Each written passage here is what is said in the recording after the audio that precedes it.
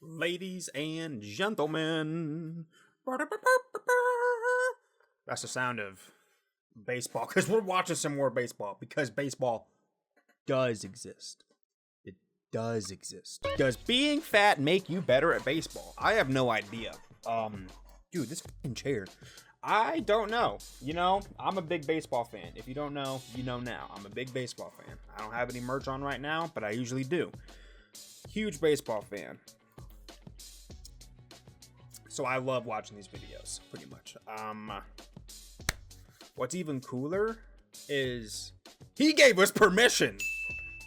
We can watch these. He gave us permission. I be emailing like all the creators and everything that I watch because it just makes sense to ask for permission. If they don't want me having it, I take it down. It's no problem. It's fine. It's what I'll do. But to get permission feels so good. Actually, it feels really good. Like awesome. Thank you so much. So let's watch. I'm hyped, boy. I'm hyped. Does being fat make you better at baseball? I don't know. He's about to drop some crazy facts. Let's learn about him. On a team flight to Los Angeles, Wade Boggs once famously drank 73 beers on a single flight. When he landed, he went out and drank 34 more. That's 107 beers. There's no way. Roughly 16,000 calories. He went 2 for 3 with 2 doubles the next day. Terry Francona says he chews up to 100 pieces of gum per game. That's 1,500 calories just in gum. Alexei Ramirez would take 2 donuts, put mayonnaise in the middle of them, and eat it before games. What? And MLB even has its own secret cheesesteak eating contest where one player ate 10.5 12-inch cheesesteaks in a single day during a game. Bro. A sport with diets like these I've seen that clip. results in fat players. According to studies, 80% of MLB players are technically overweight. Pitchers who weigh over 250 pounds have increased by 936% since the 90s, and researchers at Penn State have even called on MLB to step in, saying the obesity in MLB is not only a health concern for the players, but also for the impressionable youth watching them.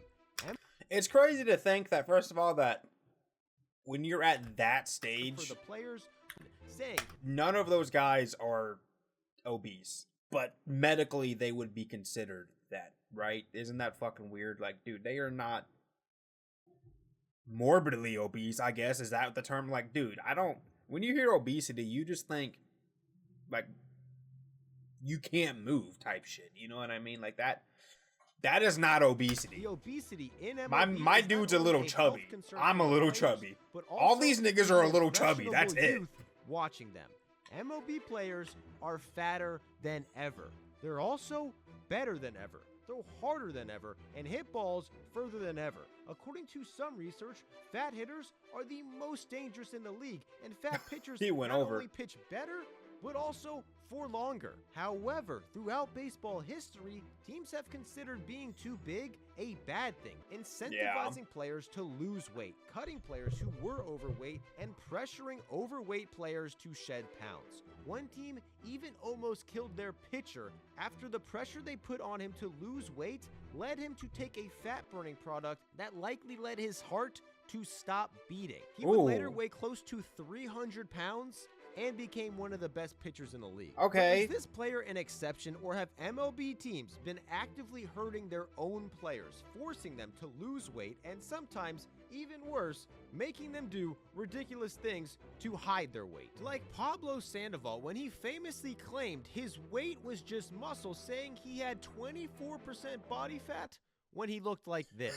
Sandoval was so Okay, overweight bro. and athletic, his nickname Fair enough. was Kung Fu Panda, which made him beloved in San Francisco, but the team hated his eating habits. While on the road, they made special arrangements with the hotel that banned him from getting room service, telling the staff that if he ordered food, they weren't allowed to give it to him. There were even rumors and reports that his teammates saw him put Coca-Cola in his water bottle and drank it during games. At one point, his own ex-trainer went public with his bad dieting habits to inspire him to get help, saying he once witnessed Sandoval gain 21 pounds in 21 days while home in Venezuela. When he returned to America, his trainer said he had to sneak him in and out of the team's facility so they wouldn't know how much weight he gained, even faking the flu at one point to give him extra time to shed the pounds. That's so bizarre, though. Like, what fucking business of it is yours? Aren't you making millions of dollars? You know what I mean? And if it's not like, I get it, though, I guess, because on paper, it seemed like it would affect your whole ability and whatnot. But, like, that's crazy to go to that extent to call the hotel and tell them to not give this dude room service.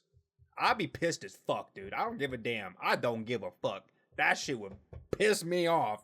That shit pisses me off from a second hand, just from seeing it.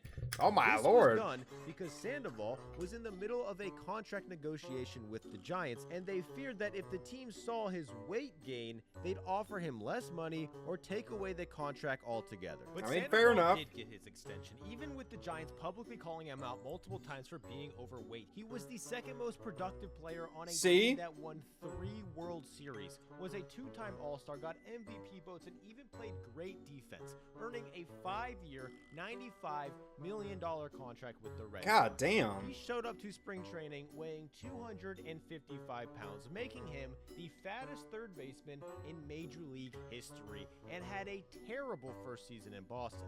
But the manager promised going into 2016 that the Panda had lost 20 pounds. He showed up bigger than ever. He told media that he hadn't weighed himself all offseason and said, quote, "I did no work in the field. Nothing." He proceeded to make 5 errors in 11 games during spring training. Damn. Got benched for a guy who made 37 times less money than him and only made 1 start all year. In that game, he swung so hard, his belt literally broke. He appeared in 1 more game after this, suffered a season-ending injury, and that ended his time in Boston. Teams see players like Sandoval and conclude that weight is the issue, but data doesn't necessarily back that up. That season, 9 of the league's 10 best hitters were technically overweight, and only 1 of them weighed less than the average MLB player. That's still crazy, though, that Freddie Freeman, what? That nigga does not O'Neal Cruz? Is that... Bro, Mike Trout, I don't even... Dude, Freddie Freeman is not overweight. If you take the best 20 offensive seasons in the past 10 years, only 2 of them were from players under 210 pounds. The average of this group was 20 pounds heavier than the average MLB player. But of course, this is all on like a scientific or whatever scale, by whatever scale they like to use. Because by those, like, I'm 225. I'm by that term and 6 foot, dude. Technically, I'm obese. You tell I'm obese? I mean, probably. Look at that.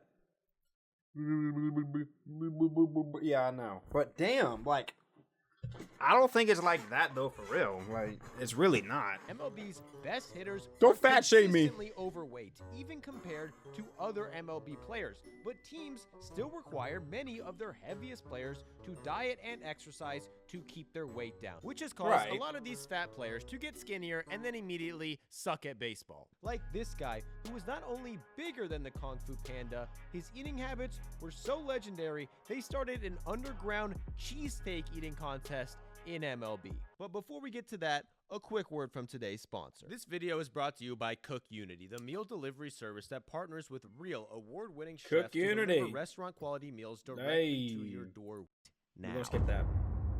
During a series in Philadelphia, I am Dimitri hungry, Young though. ate That shit did make me 11 hungry. 12-inch cheesesteaks throughout a 3-game series. The Phillies cooking staff were so mind-blown, they began keeping track of how many cheesesteaks teams and players ate to see if anyone could eat more, and ever since, teams have come to Philly trying to beat this record. The 4-day record is held by the Rockies strength coach, who ate 25 foot-long cheesesteaks in 4 days. The team record is the Mets, who ate 103 cheesesteaks in 1 day. What? Surprisingly, they would go on to lose their next 3 games. The replay analyst for the Giants ate 8 cheesesteaks and was so full that he put 2 more cheesesteaks in a blender, made a cheesesteak smoothie, and drank 2 more cheesesteaks to reach 10 cheesesteaks in one day. Then in 2021, Adrian Sanchez ate 3 cheesesteaks before the game, 3 more cheesesteaks in the first inning, then 3 more cheesesteaks in This is a bad video to watch. I didn't eat before I did this, dude. Oh my lord. the 5th inning. Sanchez was an active player and did this knowing he could be put into the game at any moment. Luckily for him, he never was. He finished 1 more cheesesteak after the game, setting the single-day record at 10.5 cheesesteaks. Dimitri Young had no intentions of starting a contest. He ate 11 cheesesteaks without even thinking about it because he said, quote, "I was just a fad."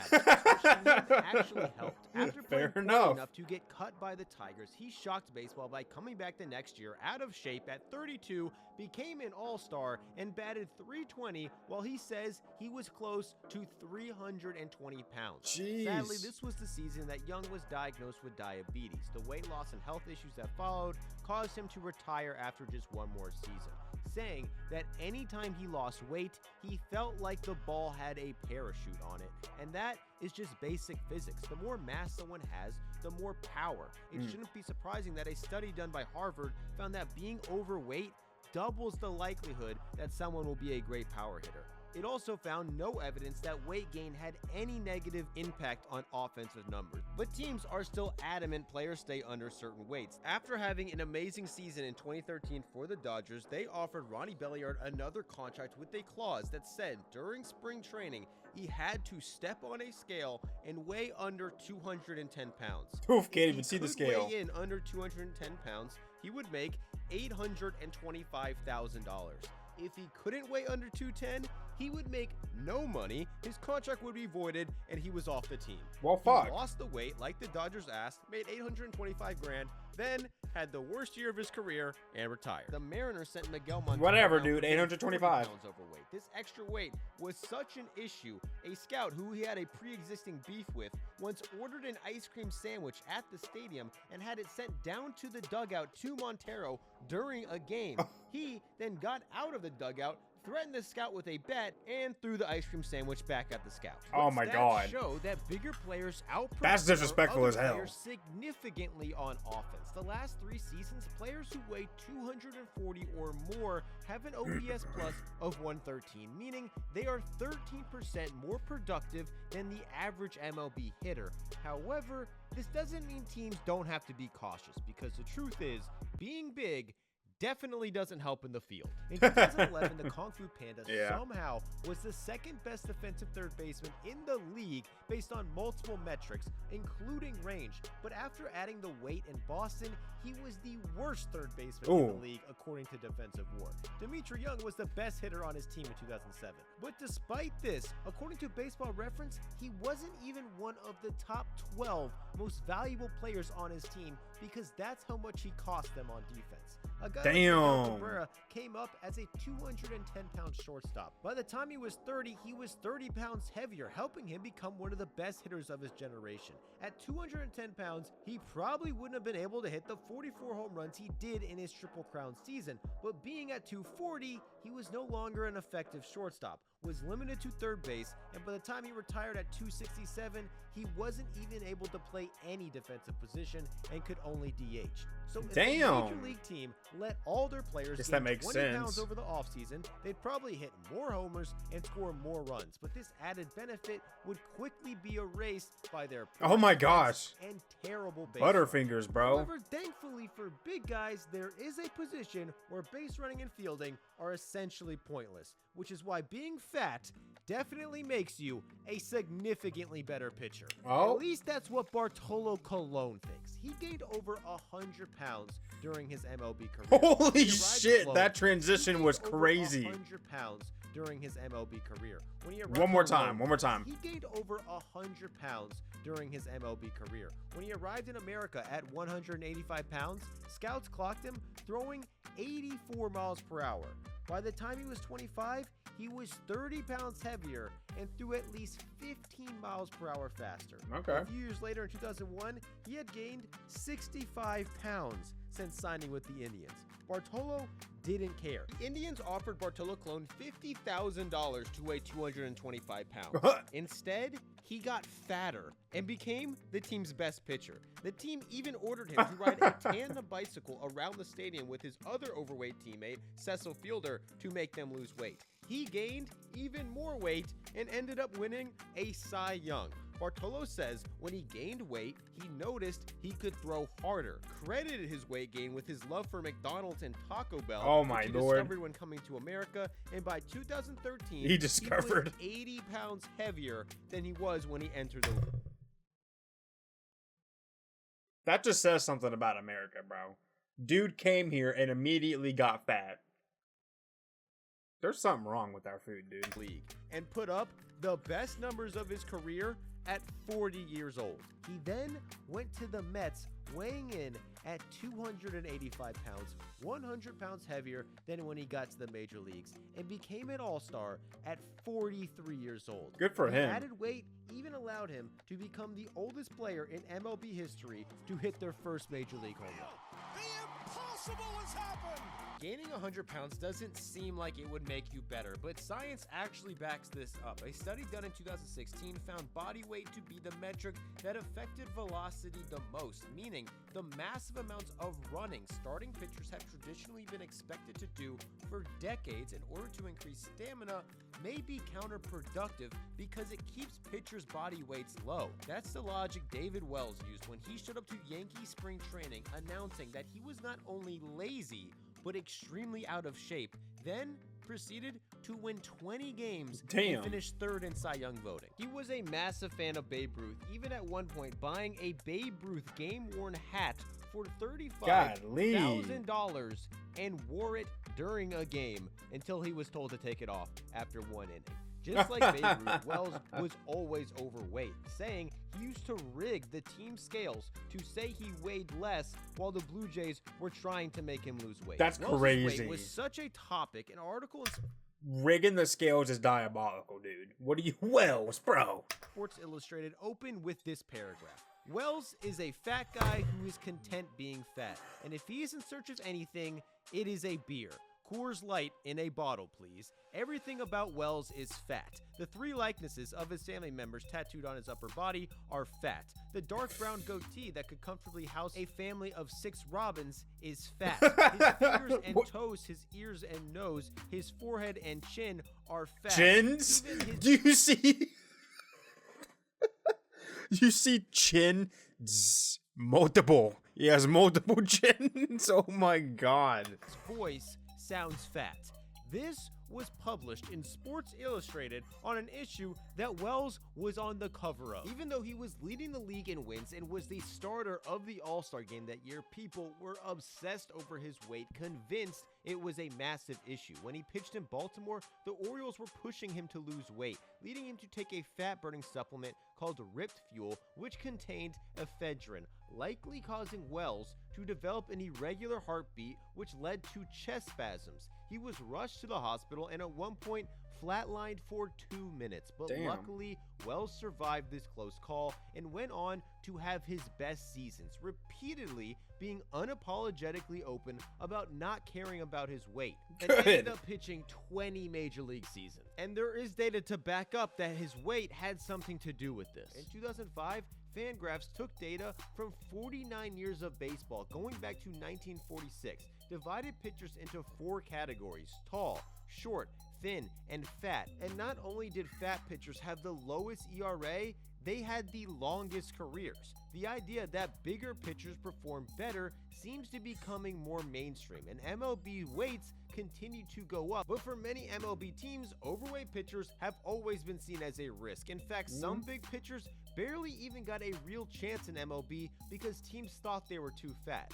Jumbo Diaz had 7 minor league seasons with an ERA under 3. At one point, he was pitching at 342 pounds. Despite these great numbers, he was only called up after he was able to lose 70 pounds in one offseason. And even after losing all this weight, Jumbo was still officially listed as the heaviest pitcher in MLB history. Jumbo. CC Sabathia was second, pitching at 300 plus pounds while putting up Hall of Fame numbers. In his 30s, he thought losing weight would help. Showed up 30 pounds lighter and had the worst year of his career. Damn. Ray King, listed at 225, may actually be the heaviest pitcher ever. His nickname was Burger King. But in order to get a chance with the Nats, they wanted him to lose weight.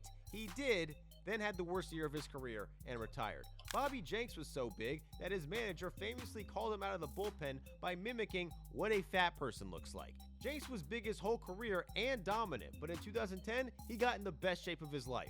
Had the worst year of his career, only pitched one more season, and then retired. Even Tim I'm seeing a pattern who was going on never here. fat, fell victim to this. He became known for his monstrous in-and-out order, which included 3 double cheeseburgers, 2 orders of fries, and a chocolate strawberry shake, which was about 3,000.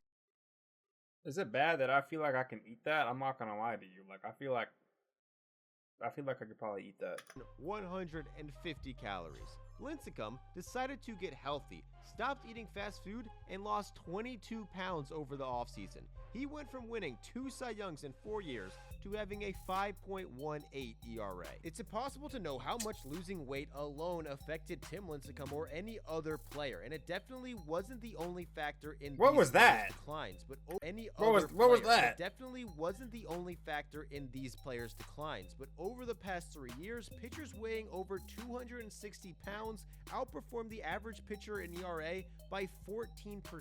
And with pitchers getting bigger and bigger, it seems like people so are starting good. to believe more and more that being fat makes you better at baseball. This video was crazy. There are over Wait, what? No, I don't want to even. Oh my god, seeing that name triggers me. We might have to watch this video. Seeing that name triggers me. Oh my gosh, what a video! I like that. I learned a lot. I do want to say something though. These people are not fat, so I don't get like why we're dropping those terms like fat and obese. Like they're not fat. I think at a certain point, whenever you are physically, you can't move, and you just, I mean, come on, we all know what fat is. Like we know what fat is. Like that's logical, people. We know what real fat is, bro. Let's be real. Let's be real. They're not in any danger. Not yet, anyways. They're like another couple, 100, 200 pounds away from it, in my opinion.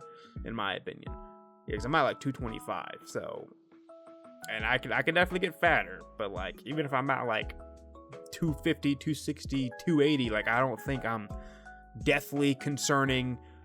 You know what I mean? Gonna have a heart attack at the age of 40 type fat. You know.